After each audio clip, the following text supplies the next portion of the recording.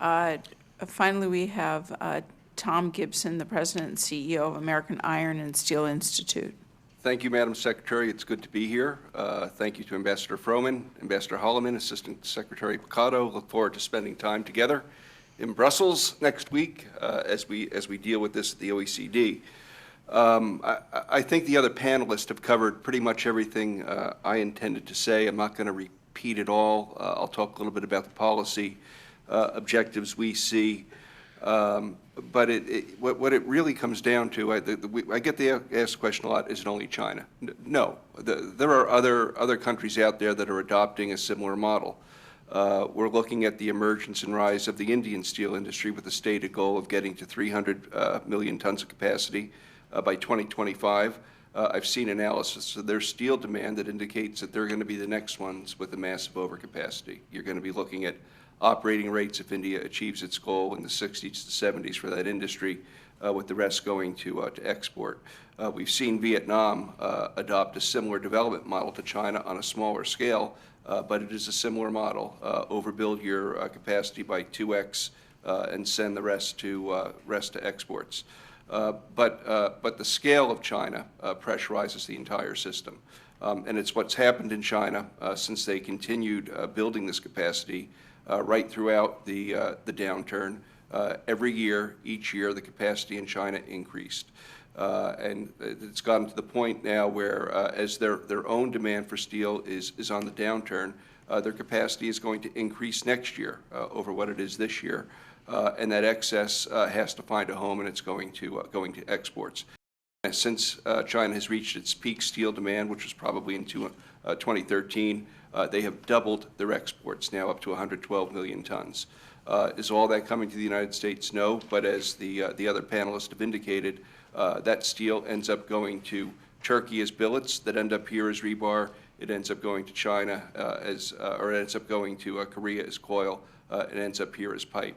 So the fact of China, the size of China, 425 million tons out of the 700 million tons of excess capacity that exists, the size of their imports exceeding the size of steel consumption in the United States in any one year is the fact.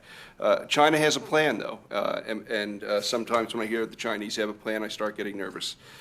Their plan is to reduce their capacity by 100 to 150 million tons in 5 years. Well, there's a lot of numbers that can give that scale, but what was Chinese experience in adding capacity? Well, in just 2 years, between 2012 and 2014, according to the OECD, they added 180 million tons of capacity. And it's funny because when they released their new plan, which they characterized as a plan that shows China's resolution to reduce 100 to 150 million tons. They also claimed that they reduced capacity from 2011 to 2015 by 90 million tons. Now, maybe some capacity was taken, some plants off somewhere in China were taken offline that adds to 90 million tons. But the fact is, over that same period, their net increase in capacity was 180 million tons. So it's going to be a challenge to obtain the kinds of meaningful commitments we need, but we're going to have to make sure that the commitments we obtain from China at OECD and other nations or in bilateral or multilateral discussions are meaningful.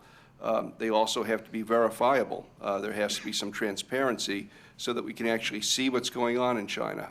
Quality data out of China is a difficulty. It is in any negotiation, but having the ability to verify that capacity reductions take place is going to be key. And when you look through the State Council document, they seem to be going to some extraordinary lengths to ensure that their political subdivisions are taking steps to prove that capacity is actually being reduced. So that's a little background as far as the policy prescriptions that AISI advises. I'll go back to my script now. Number one, and you've heard all these from the other witnesses, first, vigorously enforce U.S. trade laws. It's essential that the U.S. government use all means available under our trade laws to provide immediate relief to the U.S. industry from injurious effects of the surge in imports, including the improvements that you mentioned, Madam Secretary, in the Leveling the Playing Field Act to offset the full amount of dumping and subsidization. also to aggressively implement the improvements contained in the Enforce Act to address evasion. Also, we agree with all the other witnesses that have testified that the administration must continue to treat China as a non-market economy for anti-dumping purposes and not give in to Chinese demands that it automatically be graduated to market economy status.